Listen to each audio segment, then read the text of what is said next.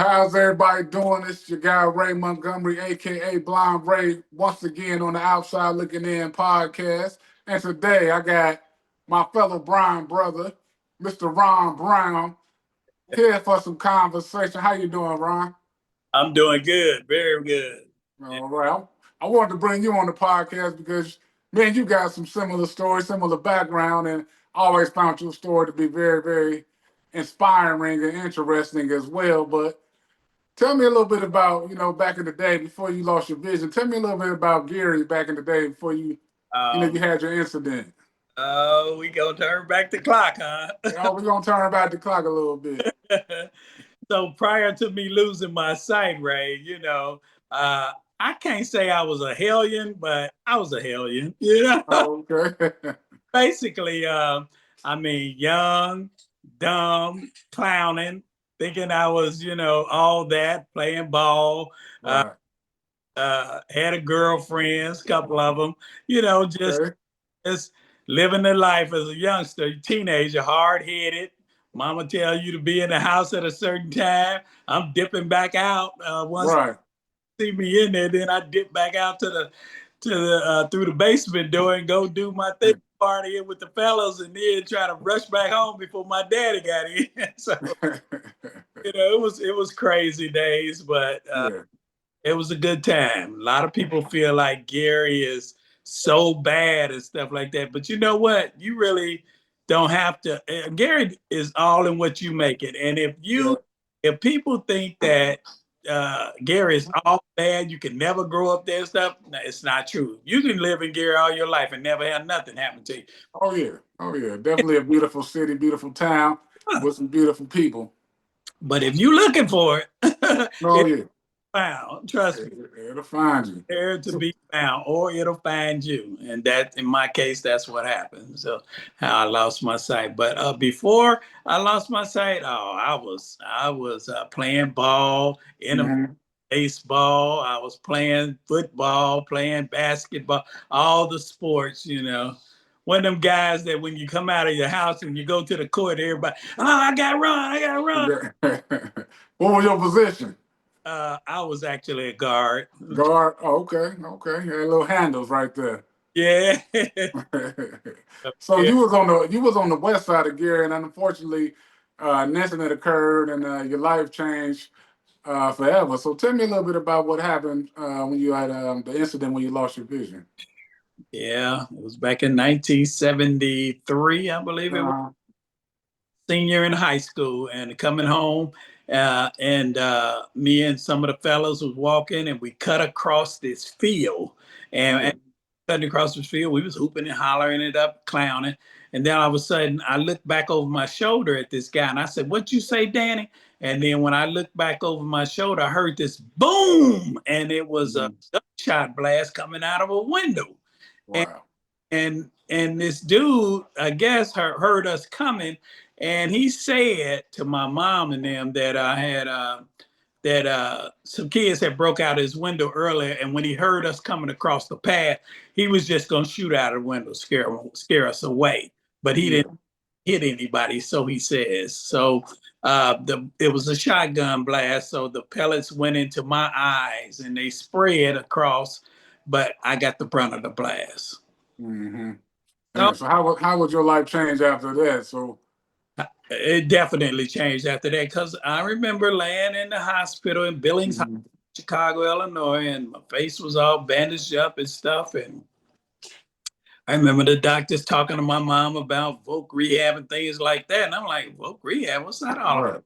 So he was like, "Oh, didn't I tell you you would never see again? Your optic nerve was so torn up in the back of your eye. Thanks, Gene.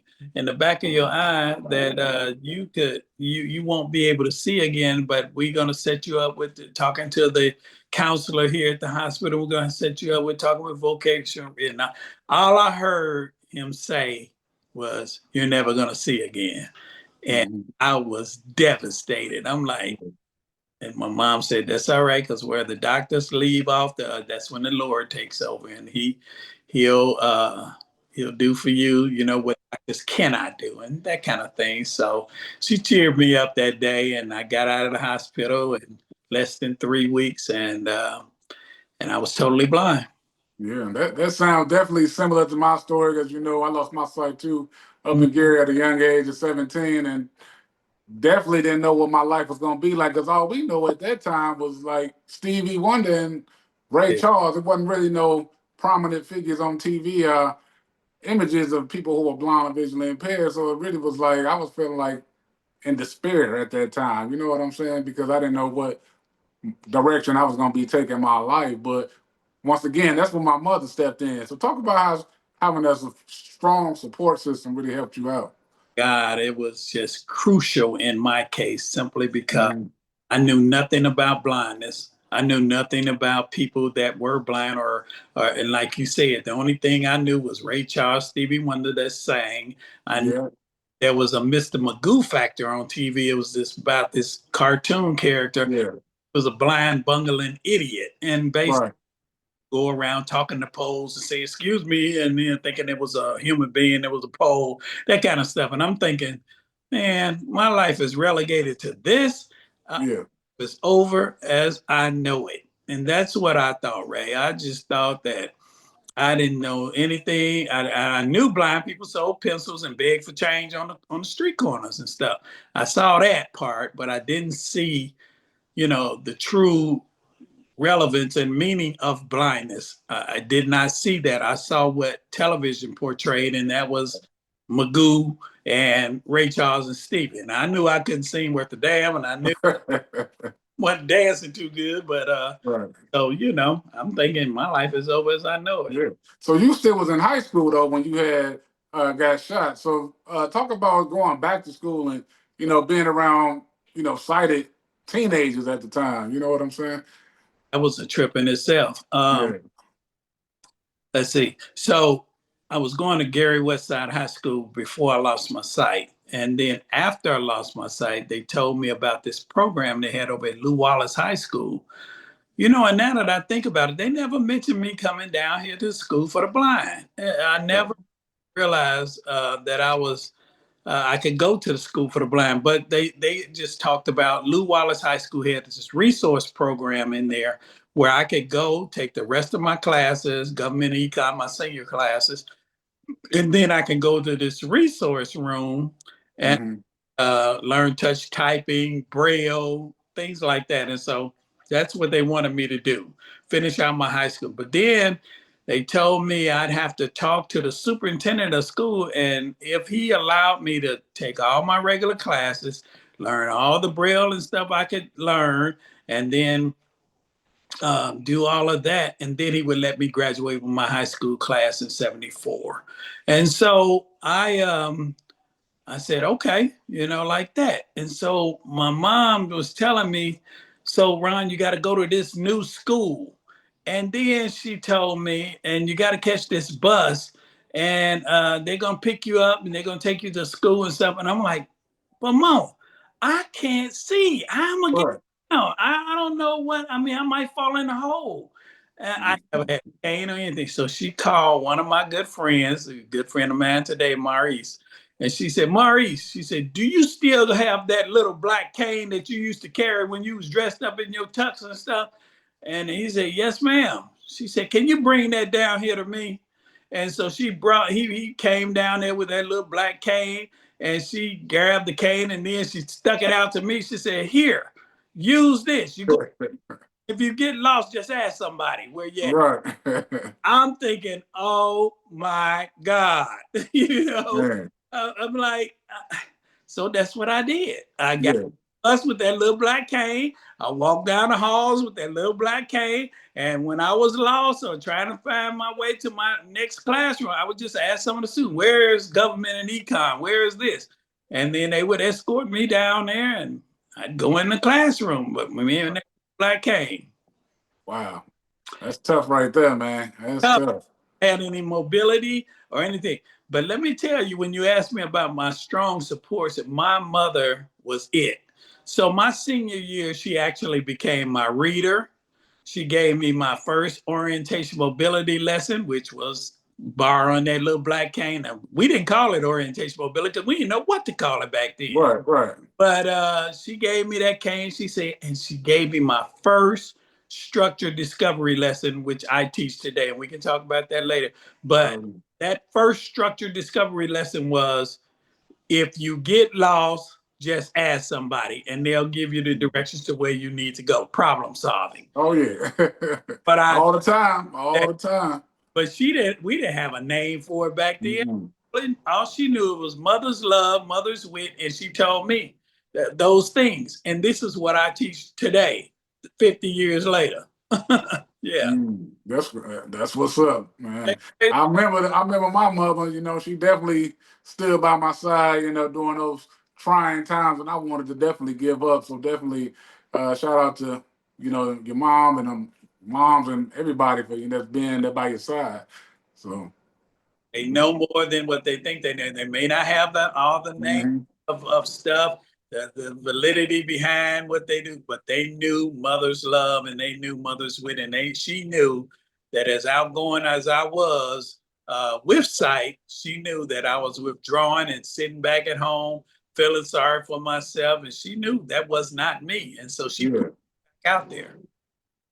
Yeah. So after you graduated from Lew Wallace, so you come out of Lew Wallace, or did they let you come out of West Side? I came out of Lew Wallace because I was. Yeah. Okay. So after that, you go ahead and went to college, correct? I was sighted going to West Side half the senior year, and now and the other half of the senior year going to Lew Wallace. Wow.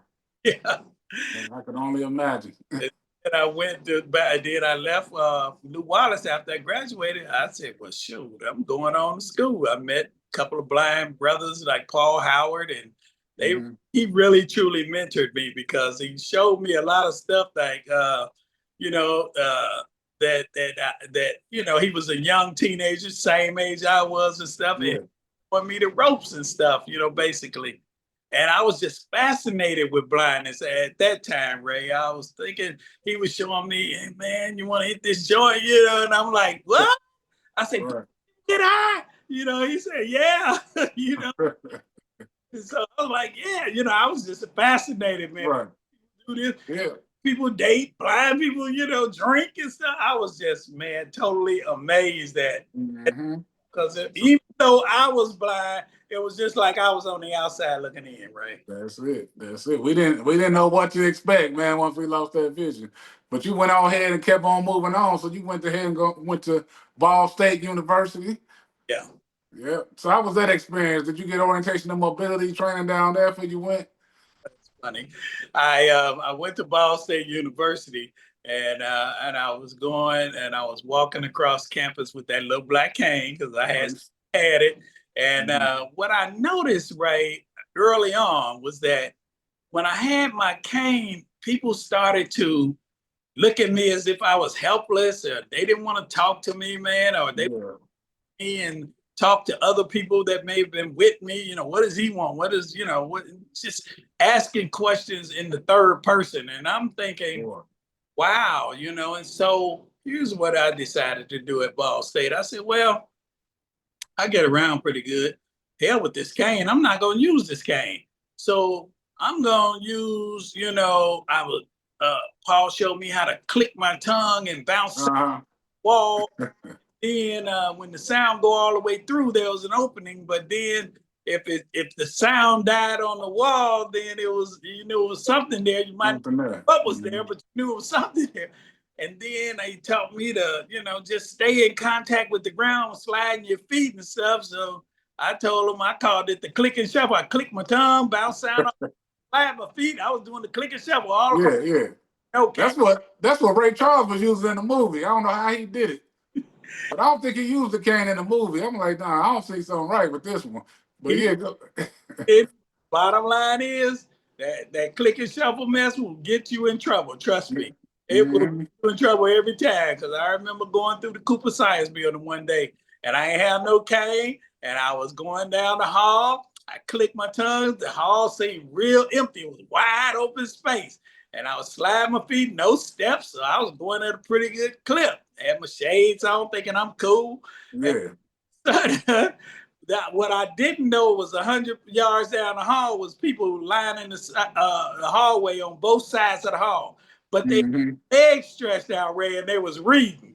So here I am clicking there. Flicking. I had my feet till I got to that one person on the right. Bam! I kicked him. Dang.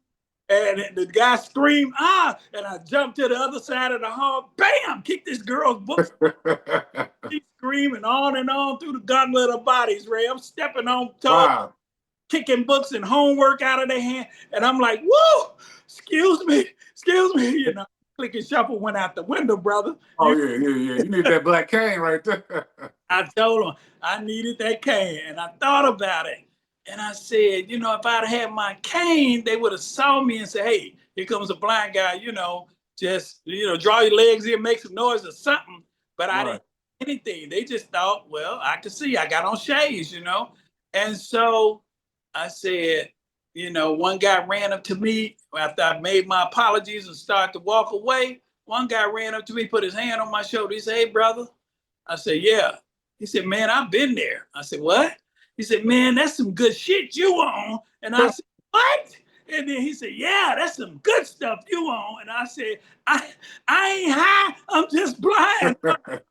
See, then I wanted to be blind, right? Because I ain't want to be considered no high dude walking around school. Right. I ain't high. I'm just blind. People tripping on you, man. Can't use my cane because you know. Oh man, that cane come in handy. I'm telling you, it done got me out of some jams, but. Major jam, man. And after that, I started using my cane. Yes, sir. So what did you go to college for? What was your major? Health science and counseling. Health science and counseling. So right now with that degree, you were able to move on, and what were you able to do with that degree? So when I came out, I was planning on, right before I went to college, before I lost my sight, I was going into refrigeration air conditioning with my cousin after I graduated from high school. But then I lost my sight and I realized I can't do that because I don't know people working on, you know, small engines and repair and stuff like this. So I got to figure out something else. So I started sending out, after I graduated from Ball State, I started sending out 100 resumes, different kinds of jobs, teaching jobs, rehab jobs, whatever. And I got 100 rejection letters. I was feeling dejected. And finally, what I did was went over to Trade Winds Rehab Center in Gary, Indiana, I'll never forget, and volunteered. And I was in 6 classes over there. And then all of a sudden, they liked what I was doing and they hired me, man. Oh, that's what's up. That's why I did my rehab at the Trade Winds on the west side of Gary. Yeah. Third. Yeah. So what were you doing there? What were you teaching? Braille? In the workshop, I was teaching like work adjustment classes. Oh, okay.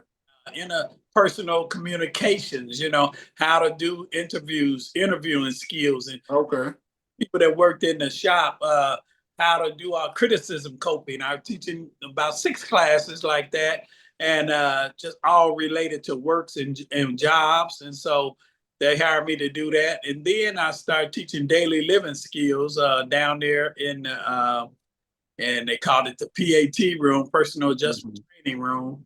And teaching over there. And believe it or not, I was teaching daily living skills, how to cook, clean, all that kind of stuff as a blind person, using alternative skills, blindness training. And so that's what I was doing. Yeah. Then I left and got into the blind vending program in 1983, I believe it was. Blind vending. What is the blind vending program for those who may be unaware of what that is? Yeah, what it is a program where you can take classes in business, and then once you graduate from that, they'll the voc rehab program for the state of Indiana in particular was setting you up in business, give you your initial inventory, and then letting you run your business. So you ran a business like either a snack bar, vending machines, cafeterias, roadside interstates. We had the Department of Corrections where you put vending machines in there and you manage your business and stuff. So this program was a federally set up program through the Randolph-Shepard Act of federally, and it gave blind people priority to operate in all of the federal buildings. And Okay. we have the federal buildings, the state buildings, the county buildings. We have the roadsides now. It started out, Ray, when I was first got into it about, I would say, it started out in small business. I remember my first job was in the Lake Gary Courthouse downtown on 4th and Broadway in Gary. And then that business I probably made about 12,000 a year. And then next thing you know, you bid on these different locations that come available. Mm-hmm. And so now I've been in about 40 years or so now, and I'm at the top of the food chain because you get seniority the longer Yeah. you stay in. And so pretty much any business I want. Now the business is in Indianapolis is up around 500,000 a year or so. Mm-hmm. That's a good business right there. I should have got into that business while I was looking at what I wanted to do. That's what's up. So how did you get into teaching individuals who are blind and vision impaired orientation and mobility or structure skill?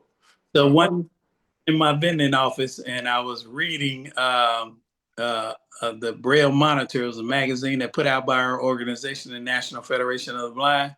So uh, article, and they said a pioneer project. We're looking for blind people who have undergrad degrees to come down to Louisiana Tech University to get a master's degree, a full ride scholarship, get a master's degree in teaching. And well, your master's would be in psychology, and your certification will be a national certification in orientation mobility. And I started mhm, curious about it. I looked at it and I said, what?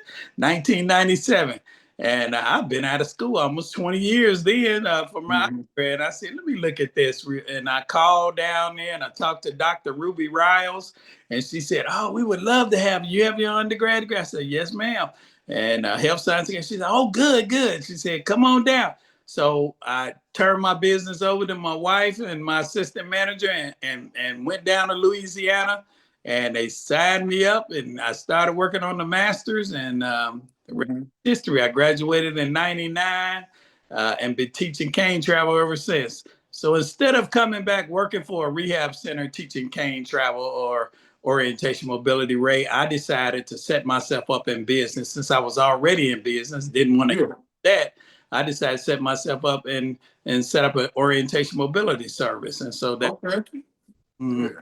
and been teaching now 25 years. Yeah. Teaching the blind, or the blind leading the blind. So it's true. We can lead one another and Mm, where we need to go. We definitely know how to take them shortcuts and certain cues that we look for. People don't know because sometimes when I'm out and about and I'm looking for something, they might think we lost.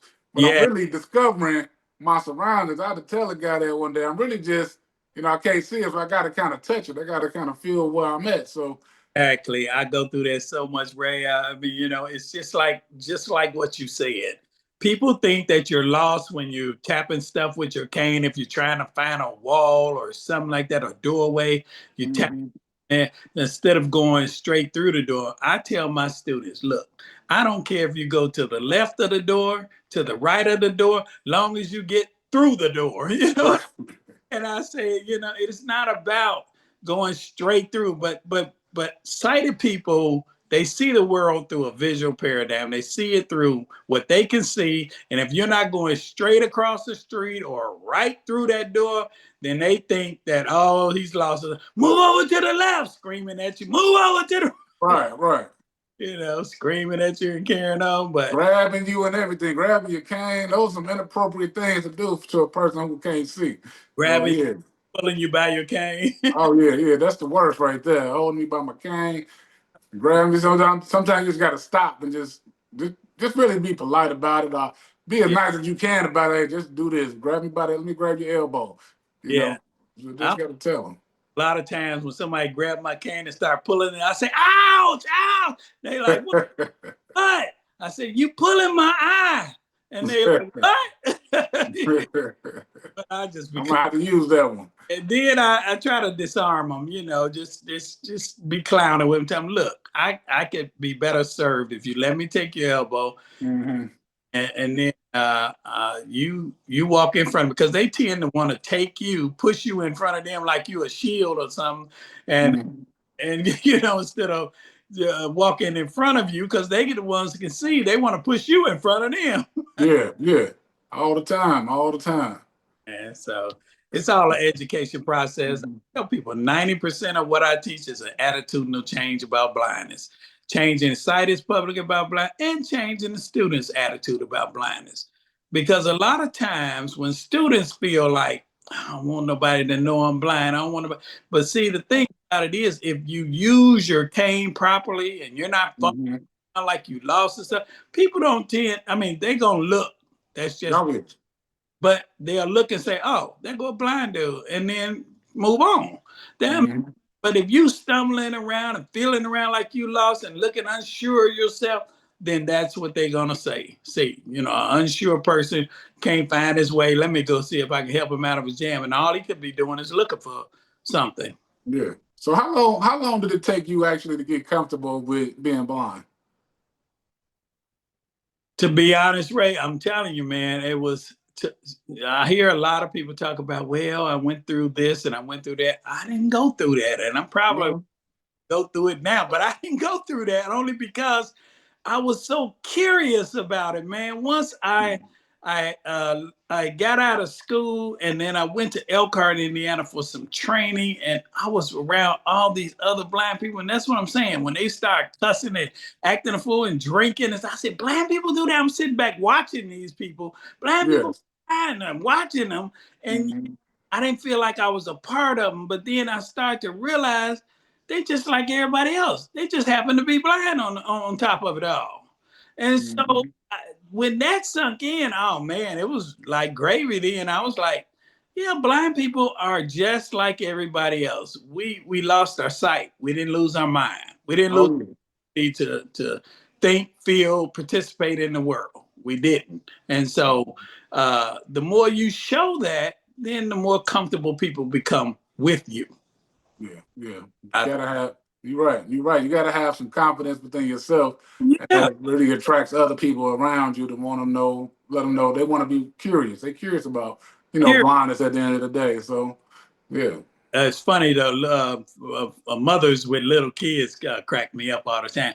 They little kid walk up to me and say, "You blind," and then I say, "Say I am," and then they say, "Yeah." They start laughing, and then go grab their kid. Stop that! Don't say that, and stuff. But I say, man, he's not saying anything wrong. He's acknowledging the fact that I'm blind, and I am. It's Right. bro, kids are so honest, man. Yeah. They Yeah. will tell you, and it's okay to talk about blindness, to use the word blind as you hear me using it all night long. To Yes.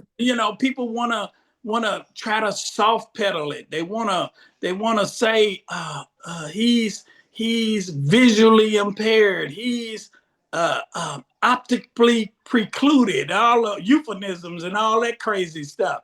No, I'm blind. I'm a person who happens to be blind. It's just, Yeah. I don't have to soft pedal blindness. I don't have to, not use the word blind because I am. And it's respectable to be blind. And I'm not going to tell people I'm not, just because they can't handle it. Here I am, the one that's blind, but they can't cope. Right. What's wrong with that picture? They'll deal with that before too. you know, That's yeah. crazy.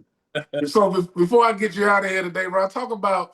I mean, you known for the NFB, so talk about your advocacy work and how you got introduced to the federation. When I first went into the organization, Ray, the first thing that I wanted to do is I heard about the NFB and all the good parties they threw back in the day. And so I wanted to get in to meet girls and go to some of them wild parties because Right. they had some wang dang doodle parties.